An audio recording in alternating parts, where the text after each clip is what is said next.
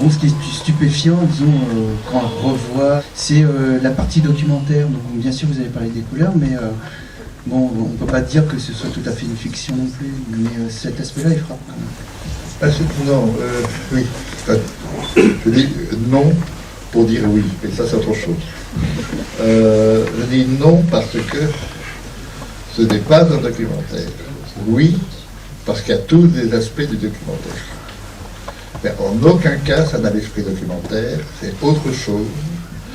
C'est-à-dire que c'est un film où là, véritablement, Renoir change de hauteur, si on veut, de point de vue.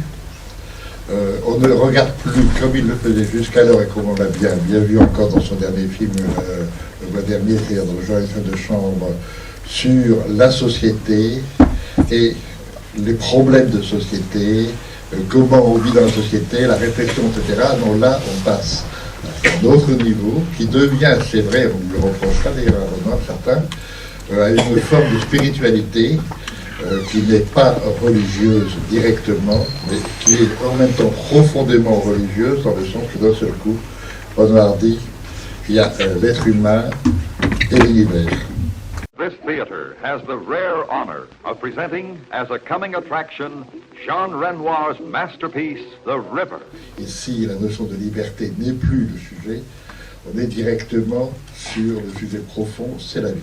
Si c'est la vie, il faut aussi traduire à ce moment-là les choses qui sont importantes et inverser le caractère narratif, c'est-à-dire oublier qu'un récit se fait avec du passé, et du passé qui passe, et on va vers le futur. Bon, ça c'est la loi classique.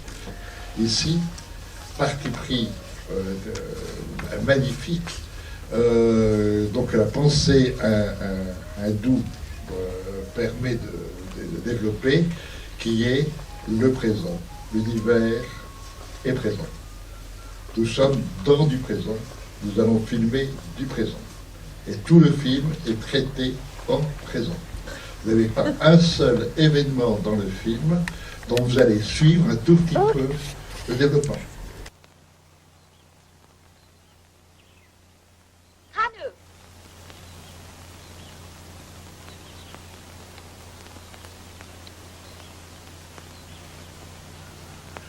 Il n'y a, pour ainsi dire, pas de développement dramatique, sauf justement, malgré tout, les moments où, et en particulier les jeunes filles, entrent dans un nouveau présent qui est celui d'un futur, d'un désir, etc.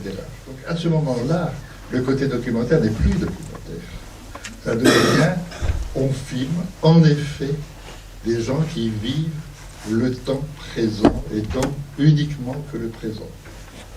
Et quelquefois, bien sûr, on peut passer alors à ce moment-là à d'autres ordres, qui est par exemple celui brutalement au mythe, l'admirable danse de Krishna et de Radha, où on passe à autre chose. C'est-à-dire que ce n'est pas du futur, ce n'est pas du passé, c'est simplement un mythe du présent.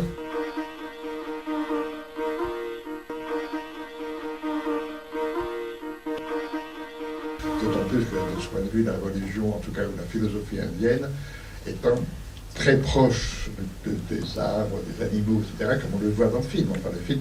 Alors, de ce point de vue, en effet, on peut dire que c'est un film documentaire, mais ce n'est pas travaillé comme un film documentaire.